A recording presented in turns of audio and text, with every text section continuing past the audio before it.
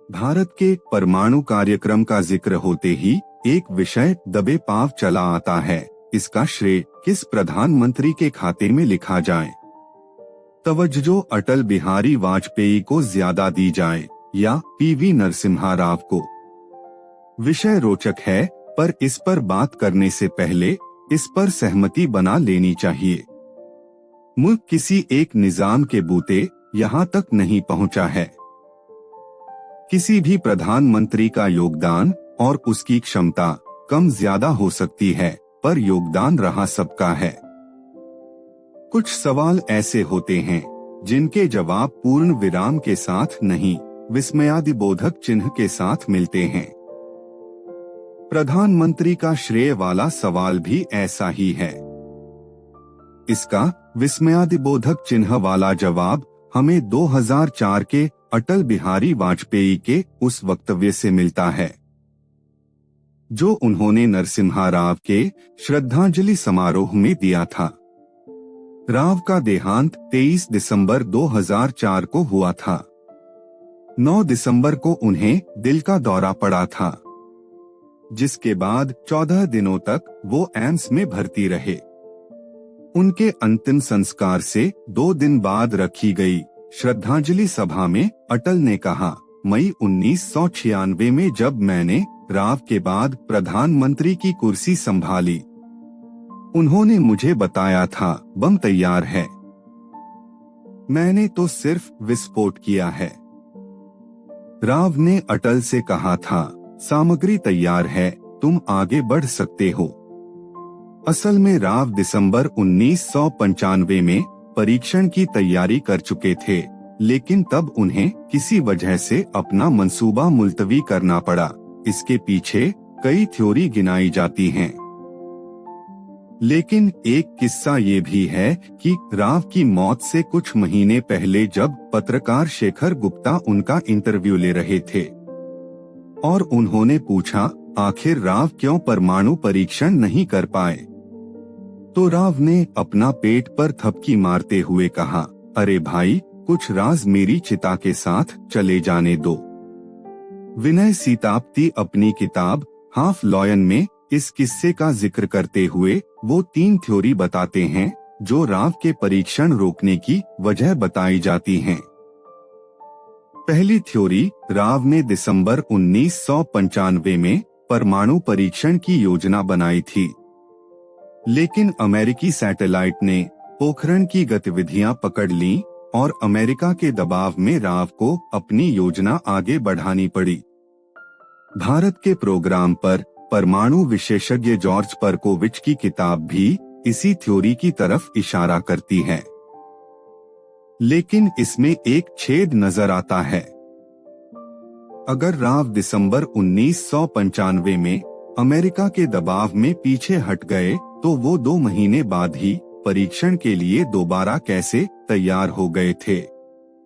जाहिर है, दिसंबर 1995 से अप्रैल 1996 के बीच अमेरिकी दबाव और प्रतिबंधों में कोई अंतर तो आया नहीं होगा। दूसरी थ्योरी, इसके मुताबिक राव ने दिसंबर 1995 में परीक्षण की योजना कभी बनाई ही नहीं थी। अमेरिकियों को गलत फहमी हो गई थी। परमाणु कार्यक्रम पर लिखी अपनी किताब में पत्रकार राज चेंगप्पा इस बात पर जोर देते हैं, राव ने कभी परीक्षण को हरी झंडी दी ही नहीं थी। लेकिन इस थ्योरी में ये छेद नजर आता है कि अगर नरसिम्हा राव टेस्ट के पक्ष में नहीं थे तो उन्होंने दिसंबर 1995 से पहले वैज्ञानिकों को अलग अलग मियाद पर आगे बढ़ने की इजाजत क्यों दी।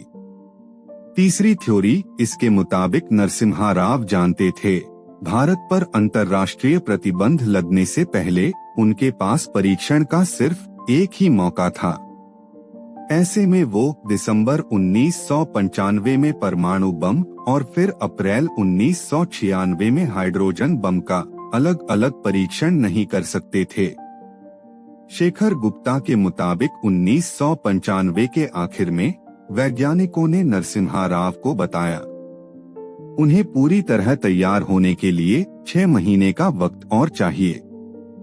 ऐसे में उन्होंने जानबूझकर ढेर सारे लोगों को प्रोजेक्ट के बारे में बता दिया, जिससे जानकारी लीक हो गई। नरसिम्हा राव की मंशा के तहत ही अमेरिकी पोखरण की गतिविधियां पकड़ पाए और प्लान के तहत फिर नरसिम्हा राव ने परीक्षण को रोकने का आदेश दे दिया। भारत को परमाणु राष्ट्र बनाने में इन 3 लोगों का बड़ा योगदान है। डॉक्टर अब्दुल कलाम, आर चिदम्बरम और के संथानम। 16 मई 1996 को जब अटल बिहारी नरसिम्हा राव की जगह प्रधानमंत्री बने, तब नरसिम्हा राव परमाणु कार्यक्रम के वैज्ञानिकों अब्दुल कलाम और चिदम्बरम के साथ अटल से मिलने गए थे। ये कवायद प्रोग्राम को आसानी से टेकओवर करने के लिए थी। इंडिया टुडे की एक रिपोर्ट दावा करती है, बहुत ही कम लोग इस बात को जानते हैं, 1996 की अपनी 13 दिनों की सरकार में अटल ने जो इकलौता फैसला किया था वो परमाणु कार्यक्रम को हरी झंडी देने का था। लेकिन जब उन्हें लगा उनकी सरकार स्थिर नहीं है तो उन्होंने ये फैसला रद्द कर दिया। इन सारी घटनाओं से एक बात तो तय है, नरसिम्हा राव और अटल दोनों ही परमाणु कार्यक्रम को लेकर गंभीर थे और हर हाल में परीक्षण करना चाहते थे। नरसिम्हा राव ने अपने कार्यकाल में वैज्ञानिकों को सुविधाएं मुहैया कराते हुए एक मजबूत प्लेटफॉर्म तैयार किया। फिर 1998 में जब देश को स्थिर सरकार मिली, फिर अटल ने परीक्षण में जरा भी देर नहीं लगाई। उनकी सरकार नई थी। उनके नए नवेले रक्षा मंत्री जॉर्ज फर्नांडिस चीन पर दिए अपने बयान की वजह से घिरे हुए थे। एनडीए में हिस्सेदार जयललिता अटल सरकार की नाक में दम किए हुए थीं। इन सारे हालात के बीच 11 मई 1998 को अटल ने दिल्ली में प्रधानमंत्री के सरकारी आवास से घोषणा की, भारत ने पोखरण में सफल परमाणु परीक्षण कर लिया है। नरसिम्हा राव और अटल बिहारी वाजपेयी, इन दोनों नेताओं की कूटनीतिक सूझबूझ के कारण ही उस समय की कठिन परिस्थिति के अंदर सफल परीक्षण के साथ ही भारत खुद को परमाणु राष्ट्र घोषित कर दिया। वैसे आपको क्या कहना है दोस्तों, भारत माँ के इन दोनों लाल के बारे में? कमेंट बॉक्स में कृपया आपकी कीमती राय दीजिए। इसी के साथ आपके दोस्त नंदन विश्वास को दीजिए इजाजत। फिर मिलेंगे नेक्स्ट एपिसोड में कुछ राजनीति के नए कहानियों के साथ। कृपया हमारे चैनल को सब्सक्राइब करिए और हमारे साथ जुड़े रहिए। तब तक के लिए नमस्कार।